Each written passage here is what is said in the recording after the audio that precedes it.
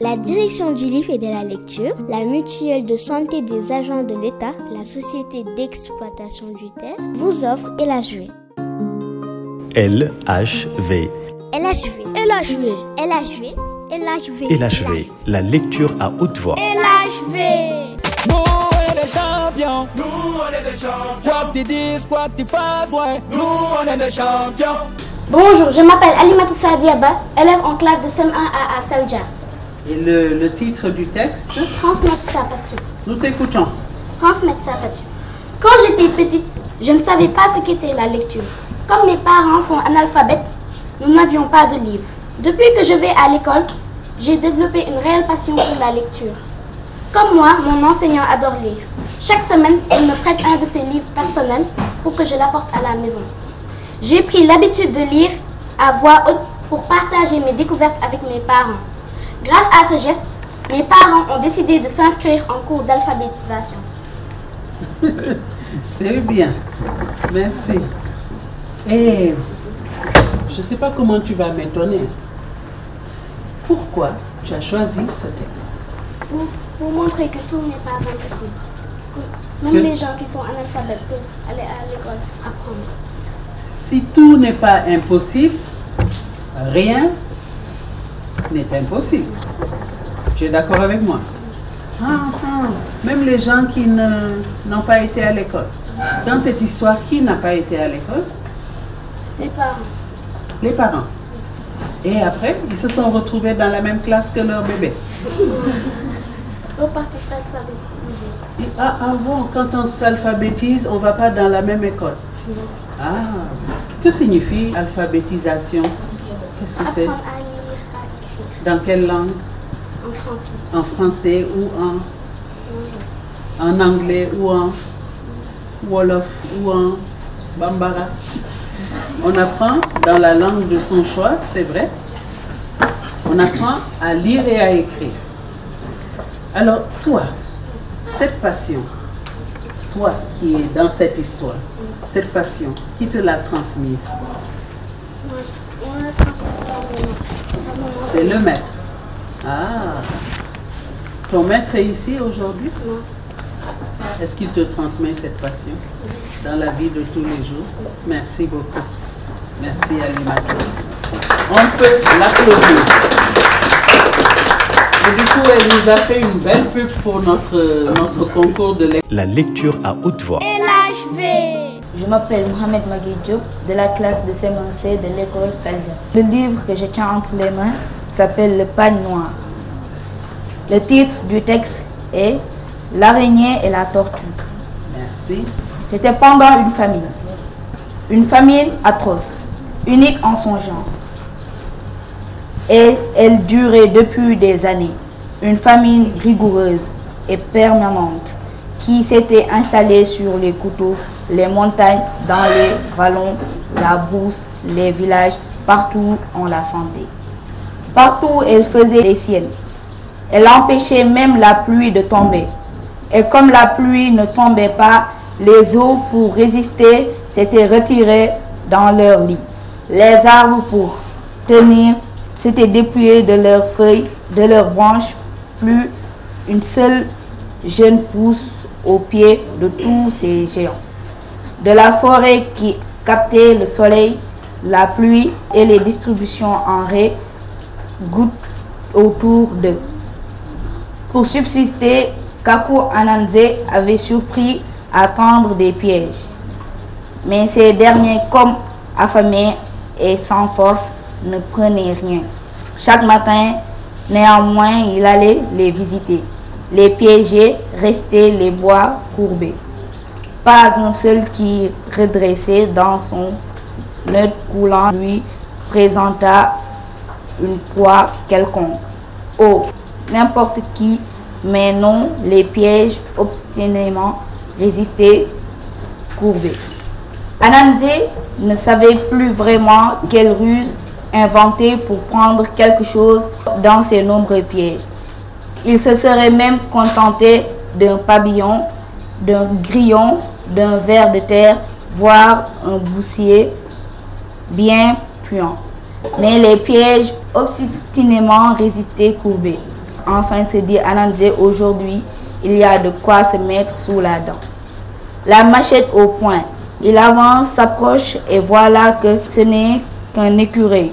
Un bel écureuil qui pend au bout du fil, luisant de graisse. Un écureuil pour mon repas, Dieu merci.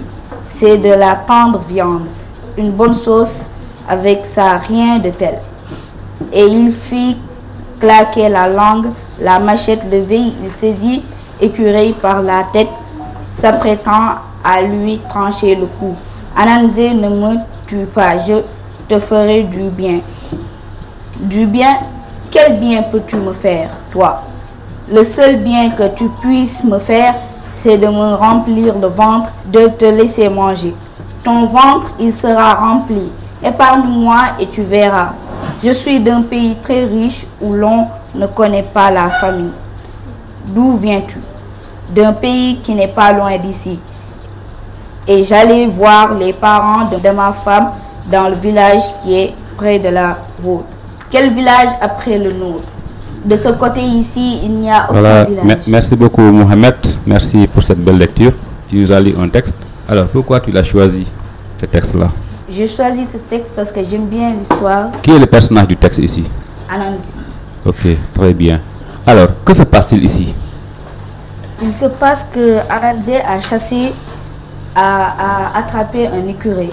Et il veut le manger. Mais cet écureuil lui fait une proposition. Penses-tu que l'écureuil puisse tromper le personnage pour s'en aller? Oui. Oui. Ah bon? Comment tu le sais? Tu le sais? Parce que l'écureuil peut être plus intelligent qu'Ananzé. Qu'est-ce qu'il utilise? Dans le texte, on dit qu'il a utilisé la ruse. Donc l'écureuil est un animal très rusé. Voilà, merci beaucoup. Merci Mohamed. La lecture à haute voix. LHV. Bonjour, je m'appelle Ibn Moussa Félix Faye, en classe de CM2B au groupe scolaire Saint-Jean. Le livre qui est entre mes mains s'appelle Enfin la 6e. Enfin la 6e. Et tu es en classe de 6e? Pas encore. CM2 alors. Nous t'écoutons. Enfin la 6e. Dans 2 jours, on doit descendre au soleil pour les vacances de Noël. Mon père, qui est à Bruxelles en ce moment, était censé rentrer à la maison ce soir et prendre le train avec nous demain matin. Il devait aussi nous amener dans un grand restaurant. Au lieu de quoi, 3 heures avant l'heure, il appelle en catastrophe pour nous dire que, hélas, ça ne va pas être possible. Un train a été supprimé. Le suivant risque d'être pris d'assaut et ensuite, il n'y en a plus, donc il préfère prendre l'avion et aller directement chez sa mère. Je suis désolée ma chérie, mais je te promets que demain soir, je passe le combiné à ma mère sans écouter la fin. Elle commence à discuter et me fait signe d'aller voir ailleurs s'il y est. Je feins de ne pas comprendre. Je suis assez douée pour ça. Ouvrant mon livre d'histoire sur mes genoux, je m'installe à la table du salon. Ma mère se retranche dans la cuisine. Dans nos chambres, le téléphone passe mal. Mais ça n'empêche absolument pas d'entendre ce qu'elle dit. Dans l'ordre, tu es certain que tu ne pourras pas t'arranger et venir ici en avion? Comment ça? Trop de notes de frais. Puis j'ai l'impression que tu ne fais jamais d'efforts, hein? Alors ça, la meilleure.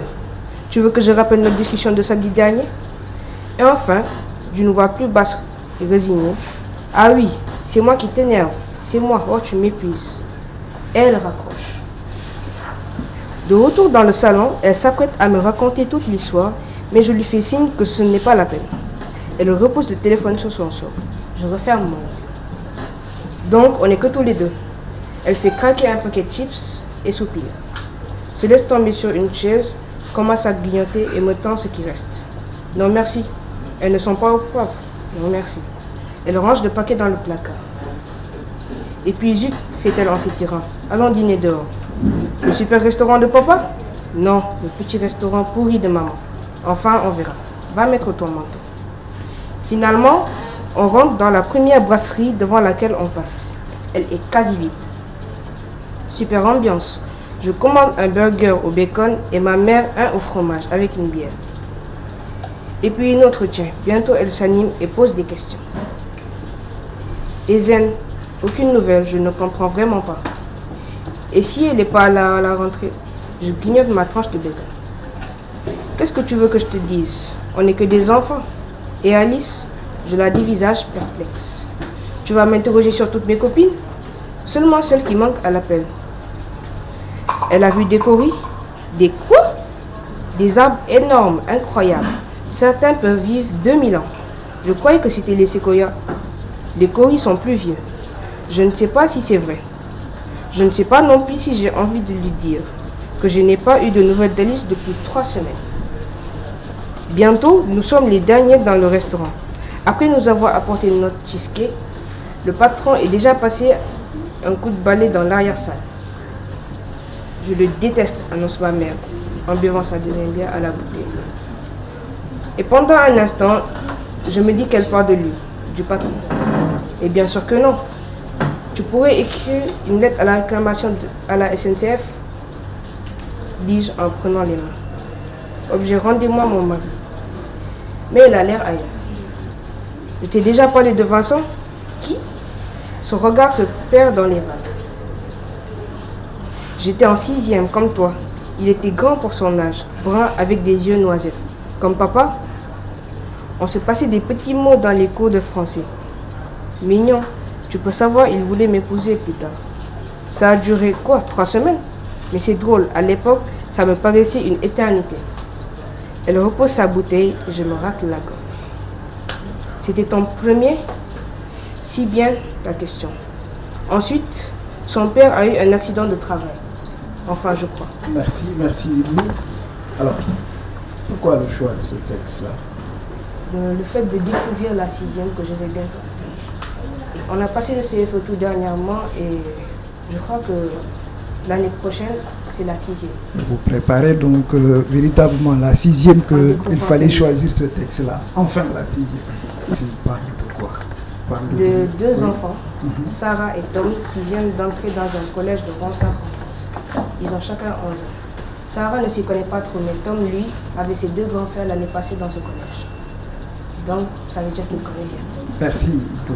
Merci beaucoup. Applaudissez-le. Nous, on est des champions. Nous, on est des champions. Quoi que tu dises, quoi que tu fasses, ouais. Nous, on est des champions. LHV. LHV. LHV. LHV. LHV. LHV, la lecture à haute voix. LHV.